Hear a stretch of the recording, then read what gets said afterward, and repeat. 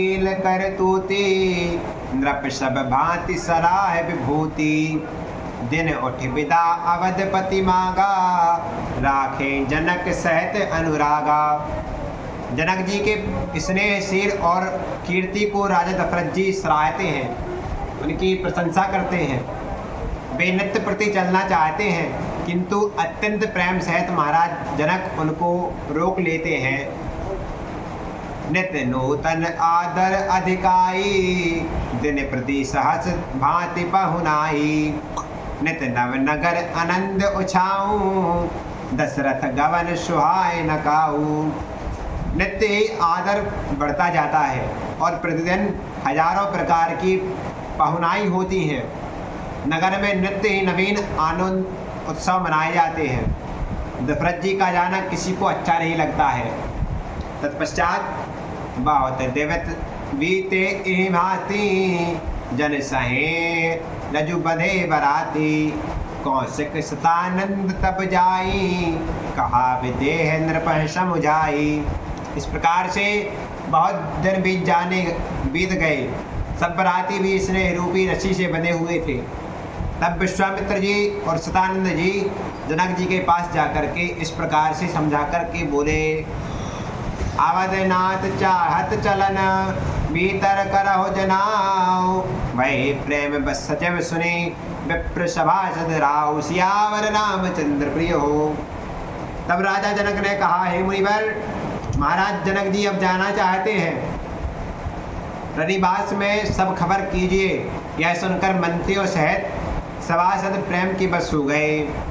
पुरवासी सुन चलहि बराता बूझत विकल परस्पर बाता। सत्य गवन सुन बिलखाने सत्य गवन सुन सब बलिखाने। मनहु सांझ सरसिज सकुचाने। बारात को विदा होते देख करके प्रवासी व्याकुल होकर एक दूसरे से पूछने लगे कि सत्य ही बारात की विदाई है क्या? जाना सत्य है क्या? ऐसा सच में वह सब लोग जाना चाहते हैं? यह सुन करके लोग वैसे ही दुखी हो गए जैसे संध्या का समय में कमल सूखा जाता है। यहाँ पर कमल की तुलना की गई है। संध्या के आने पर महाराज कमल अपने आकार को विस्तृत से समास रूप में विकसित कर लेता है और जैसे ही भुवन भास्कर सूर्योदय होता है, कमल की प्रथम रश्मियों के द्वारा जब कमल का स्पर्श होता है तो वह पुंडरीक खिल उठता है। महाराज जय जय आवत बसे बराती जय तय सिद्ध चला बहु भांति। विविध भांति मेवा पकवाना भोजन साज न जाए बखाना। तब आते समय मार्ग में जहाँ जहाँ बरातियों को वास करना पड़ा था वहाँ वहाँ के लिए अनेक प्रकार के सीधा सामान, भांति भांति की मेवा, भांति भांति के पकवान चल पड़ा। जो वर्णातीत है उसका वर्णन नहीं किया जा सकता। भर भर बसाए अपार कहारा पठे जनक अनेक सुसारा।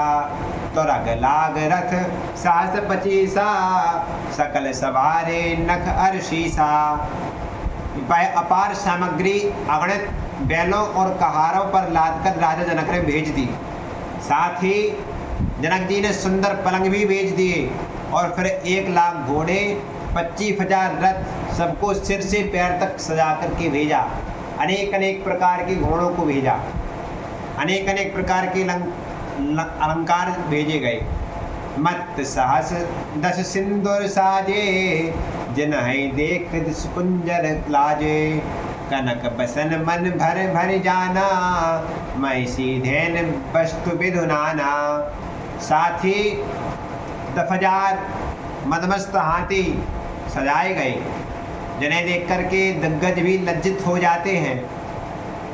तथा स्वर्णमणि वस्त्रादि गाड़ियों से भर भर करके गाय भैंस तथा अनेक पदार्थ भी दिए गए। दाइज अमित न सकें कहीं दीन विदेह बहोर। जो अवलोकत लोकपति लोक संपदा थोर। सियावर रामचंद्र प्रिय हो। इस प्रकार से महाराज जनक ने इतना अपार दहेज दिया जो कहा नहीं जा सकता। उसे देख करके लोकपति श्री अपने लोकों की संपत्ति को भी थोड़ी गिनते हैं। सब समाज ए बात बनाई, जनक अवधपुर दीन पठाई। चलह बरात सुनत सब रानी, बिकल मीन गन जन लघु पानी।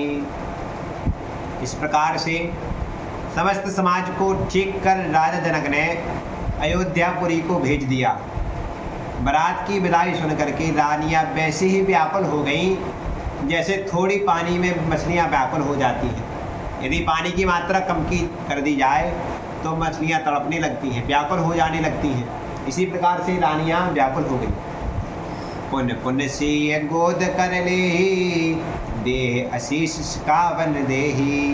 कोई यहु संत पिय प्यारी, चिर आई बात आशीष हमारी।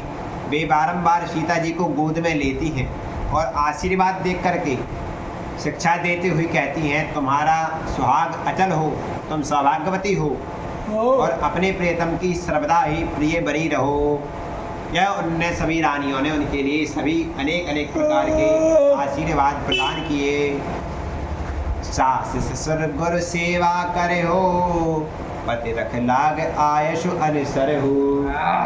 अति स्नेह बस सखी सयानी, नारी धर्म शिखावत मृदुवानी।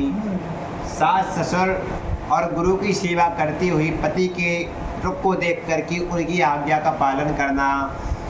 अपने सास ससुर की बहुत ही अच्छी सेवा करो, गुरु की भी सेवा करो।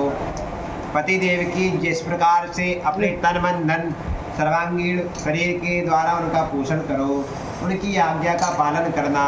इस प्रकार से चतुर सखियाँ अत्यंत स्नेहयुक्त वाणी में सीता जी के लिए स्त्री धर्म सिखाने लगी। साधर सकल कुंवर समुझाई, रन नहीं बार बार और लाई। बहुर बहुर बेटे महितारी, कहीं विरंच रची कृत नारी। इस प्रकार से सबने आदर पूर्वक सीता जी को समझाया और रानियों ने बारंबार हृदय से लगाया। माता पिता फिर से बैठती हुई कहती हैं कि ब्रह्मा जी ने स्त्री को क्यों बनाया है। वह अपने भाग्य की सराहना ना करती हुई कहती हैं कि ब्रह्मा जी ने स्त्री को क्यों ही बनाया है। तब ते अवसर भा इन सहित राम भान कुल के, चले जनक मंदिर मुदित विदा करावन हेतु। सियावर रामचंद्र की जय। उसी समय भानुकुल के केतु स्वरूप श्री रामचंद्र जी अपने भाइयों सहित प्रसन्न मन से विदाई लेकर के राजा जनक जी के महल रनिवास की ओर चल दिए।